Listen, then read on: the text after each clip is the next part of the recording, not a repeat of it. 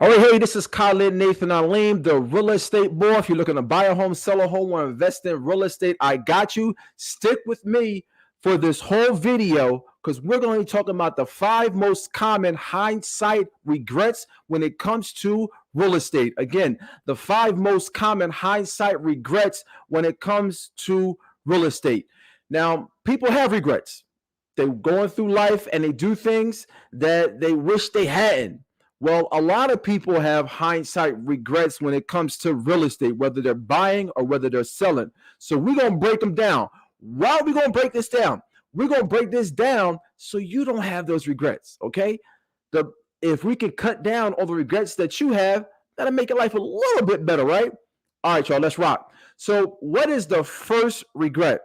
All right, regret number one. Now, I'm taking this from an article from mymotherlode.com, and they took the article from Realty Times. All right. So again, we're going over the 5 most common hindsight regrets when it comes to real estate. Number one, that we didn't buy the house beside or behind ours or both. The article says we had an undisturbed view, privacy, and an amazing poolside backyard. The resulting large real estate holding could have set us up financially. Instead, we have a huge new house towering over ours. This is often the result when a new neighbor renovates, okay? If regrets are no solution to not acting when opportunities arise. So let me paint a picture for you, okay? You buy a home and there's a lot next to you, or there's a lot in back of you, a free lot, a vacant lot next to you, or a vacant lot in back of you. And for some reason, you don't buy it. So you see it, you have the opportunity to buy it, but you don't buy it.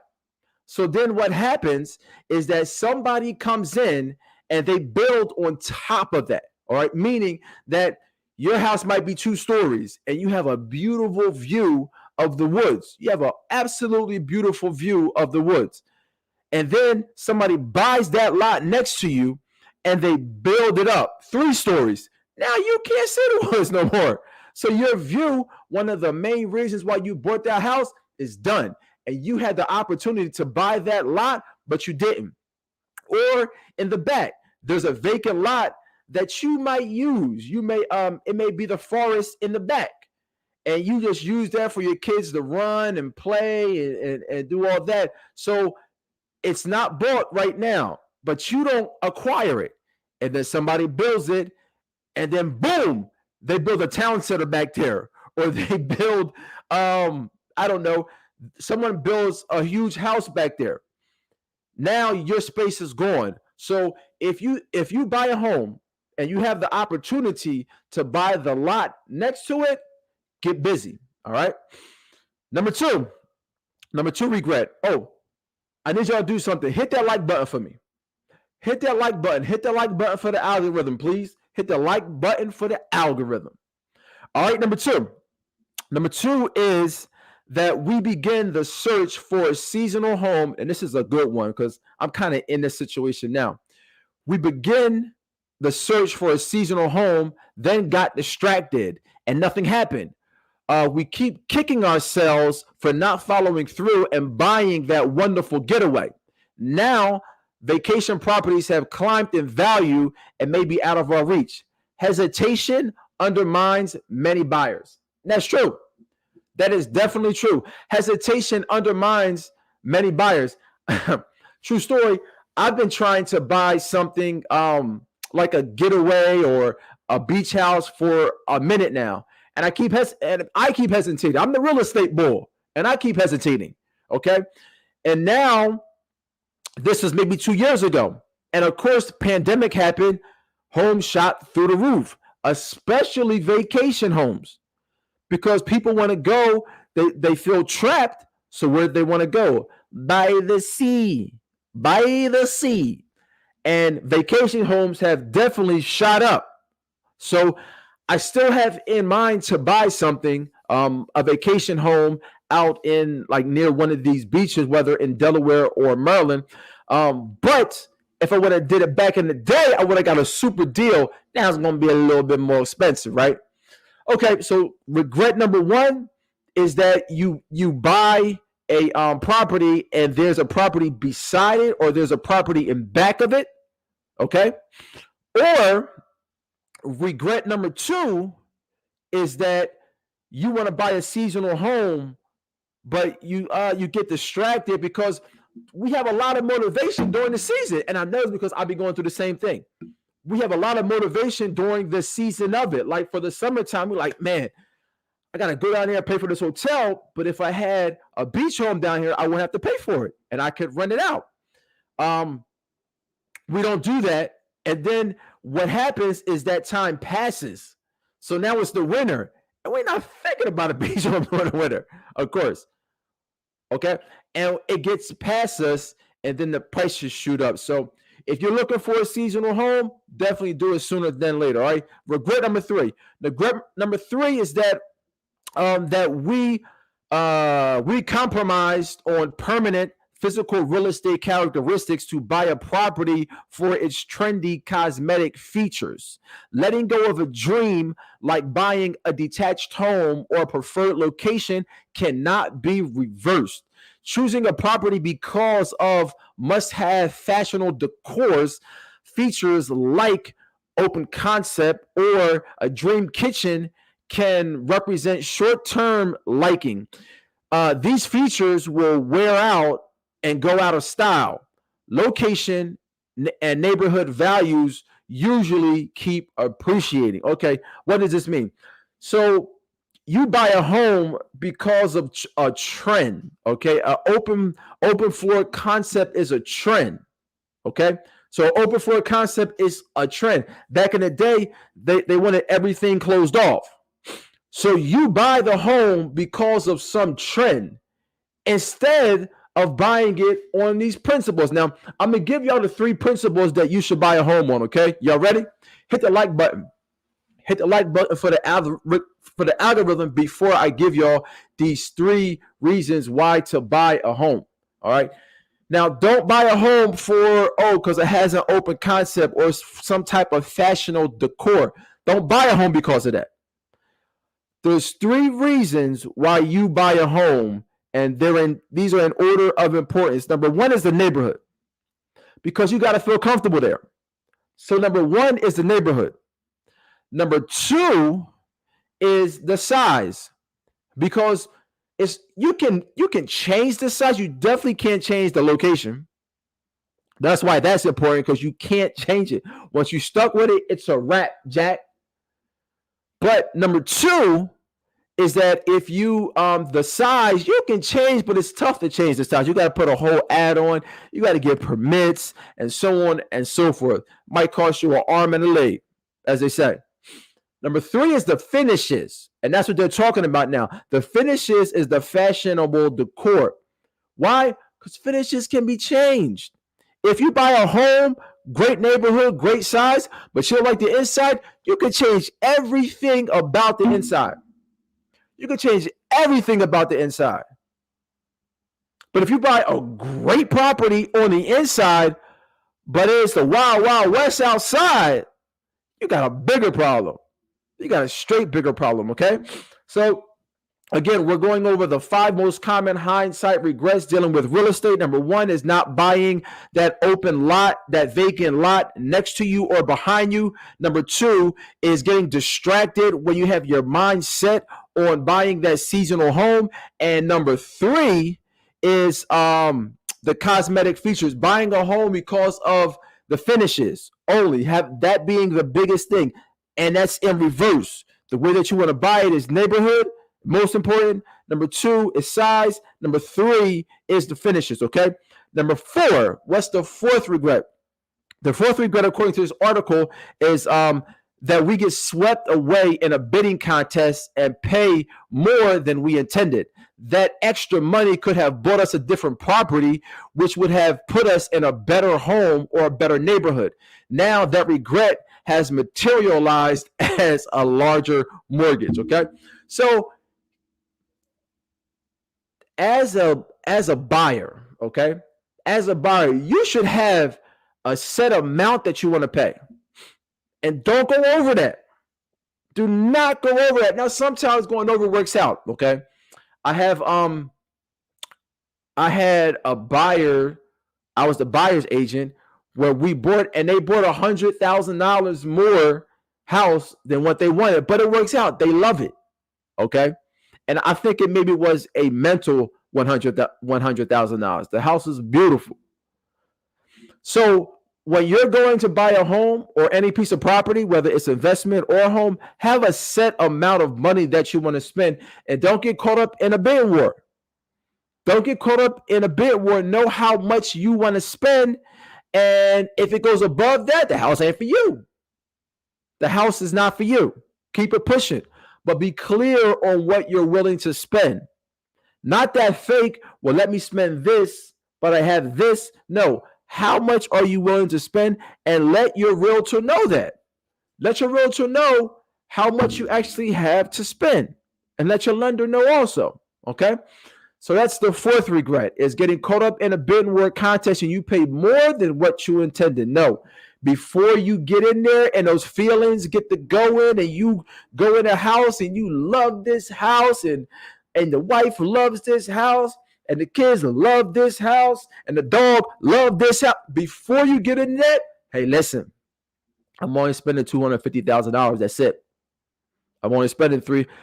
Don't go if your budget is $200,000. Don't go look at $250,000 homes. Don't do it. Okay. And if you go to a home and your budget is $300,000. And now you get into a bid war and it goes up to $350,000, then the house just is not for you. Okay. Number 5, what is the fifth regret? The fifth regret, according to this article, is that we waited for price. This one is hilarious because this one is happening right now. This one is absolutely hilarious. Okay. Regret number 5, that we waited for prices to drop back to normal when in our ever-changing world, that normal is now history. I'm going to run that back because I hear this almost every day. All right. The regret is that we waited for prices to drop back to normal when in our ever-changing world, that normal is now history. When sellers become buyers, they may end up with similar regrets if they don't apply forethought based on evaluating the success of their last purchase. They may find additional history repeats itself regrets in their next purchase. Okay. So what happens even right now is I find buyers and it's like, I'm gonna wait for prices to come down. In my opinion, right now we're in the new normal. I don't think prices are going to come down. Yes, there are economic cycles. Prices go up, prices go down, prices go up, prices go down. But I think in general, the prices of homes right now is the new normal. So don't be, I'm going to wait. I'm going to time the market, because that's what you're looking to do. You're trying to time the market. And I did a morning live on Warren Buffett, who is coined the greatest investor of our generation. He said to buy, when you're buying long term, when you're buying solid investments and you're buying them long term, you don't have to time the market because you're going to be there through the cycles. That's the same thing with real estate. You're going to be there through the cycles. So saying, I'm going to buy, but I'm going to wait for the prices to come down. Okay. What if they don't come down? What if they don't come down for 10 years or 15 years, 20 years? Then what? You're just going to be renting? No, it's not. You should buy real estate and wait, not wait and buy real estate. Okay. So next it says sellers can have selling regrets. All right. So we just talked for the most part about buyers. Now we're going to talk about sellers. It says some sellers may get swept up. Did I just read this? No.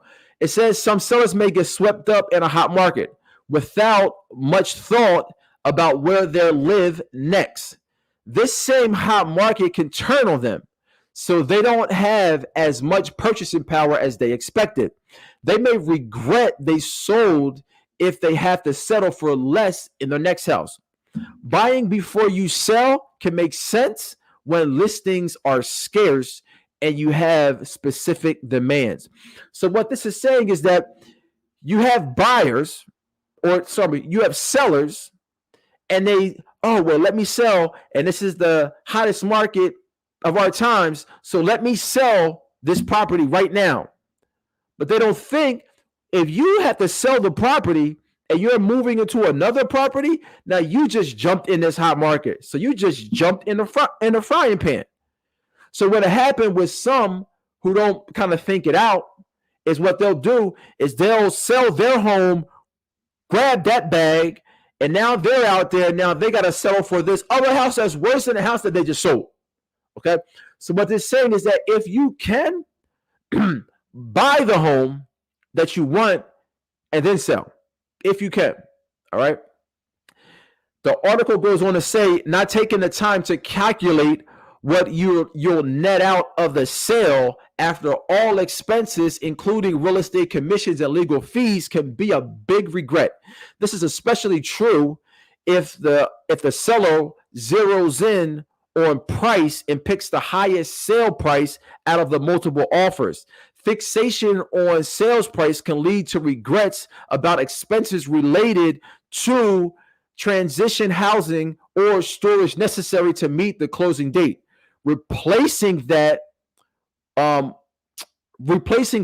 included in the sale and or the closability of the buyer if the deal falls through. Let me go on because I want to expound on this, but let me go into the next paragraph. It says, regrets at turning down an okay offer, perhaps the only one received because the seller and buyer were a few thousand apart. Sellers may regret that they did not encourage their or the other real estate professional to find a way to make it happen.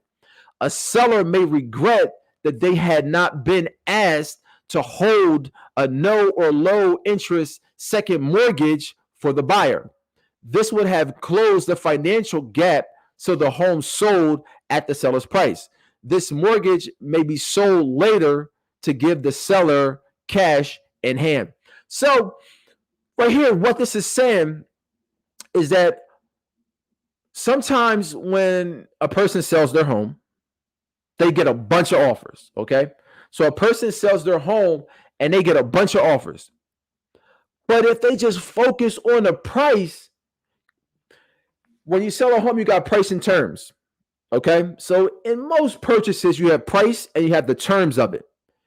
If you just focus only on the price, sometimes you lose the terms. So if you're selling your home and you're buying another home, you're going to want good terms. You're going to want the best price also, but you're going to want terms, great terms also. So let me just paint the picture for you. So you're selling your home and you got two offers. One offer is $300,000, but you got to be out in 2 months. So you got to be out by January 1st. But the other offer is $290, but they're flexible with their date. So they're flexible. They'll say, okay, January 1st, but if you need more time, we'll give you more time. So somebody that's fixated on the price, they'll look at, oh, well, the $300,000, yep, that's $10,000 more. Let me get that. So they do that, and now they got to find a home. But they don't find a home by January 1st. So they don't find a home by January 1st, and what happens? Now they got to go get an Airbnb. So let's just say they don't find something until February. Now I'm exaggerating here, but now just exaggerating. They got to spend $20,000. Okay? They got to spend $20,000. So now they basically lost $10,000 versus going with the $290 where they could have been flexible. So that's just an example of kind of when you have somebody who there's zero. Now, price is definitely important, but when you zero in on price and that's it, sometimes you lose because there may be an offer with better terms. Okay. All right, this last paragraph, which is probably the most important, regrets are a waste of time and money. Regrets are a waste of time and money. So it says your real estate professional's job is not to tell you what to buy, nor to tell you when to sell. And that is true. Okay? Your realtor, his job is not to tell you what to buy. And that's crazy because people ask me when I'm showing them homes, well, what do you think? And I tell them, listen, it doesn't matter what I think. I don't got to live there. I don't got to live there. So it doesn't matter what I think. Now, I can tell you as far as the things that you should be looking for. And my job is to tell you, okay, to make sure that you're paying the best price compared on the comps. And my job is also to make sure that this process goes smoothly. And my job is to protect you in this process.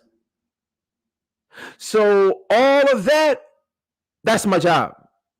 But as a realtor, my job is not to tell you to buy this or to buy that. Because once you buy it, it's yours. Okay. And I'm not trying to be harsh or being unsympathetic. Listen, I'm going to get you in a home. Okay. I'm going to get you in a home. But my job is not to say, hey, I like this, so you should like this. No, you have to live there. You have to love it. Okay. And again, my job is not to tell you when to sell. I'm going to sell when it's time for you to sell, I'm going to sell your home for the most money possible. I'm going to sell your house for the most money possible. But it's not me that dictates the price of the home. It's the market that dictates the price of the home, not me. It's not me that dictates the price of the home. It's the market that dictates the price of the home. Okay? Move on. It says their function, and they're kind of breaking down what I just said, okay? They're, meaning real estate realtors or real estate advisors or agents, their function is to provide accurate real estate information, dispel misinformation, access available real estate listings and data, and follow your instructions. That's my job. As your realtor, that's my job. It says professionals are there to explain the real estate transaction, expedite the buying and selling process, and help you achieve your desired result or get you close to them as the market and location allow. Correct. That's what we do. They can help you clarify your thinking, consider new alternatives, and confirm your priorities. Yes. It is up to you to take full advantage of this support to avoid regrets and achieve real estate outcome so you can live with it. Live with what? Live with selling your property or living with buying your property, okay? All right, y'all, it's 9 o'clock. It's Khalid Nathan Aleem, again, the real estate boy. If you're looking to buy a home, sell a home, or invest in real estate, I got you. I am now licensed in Pennsylvania, Delaware, and New Jersey. All right, y'all, I'm out. Have a good day.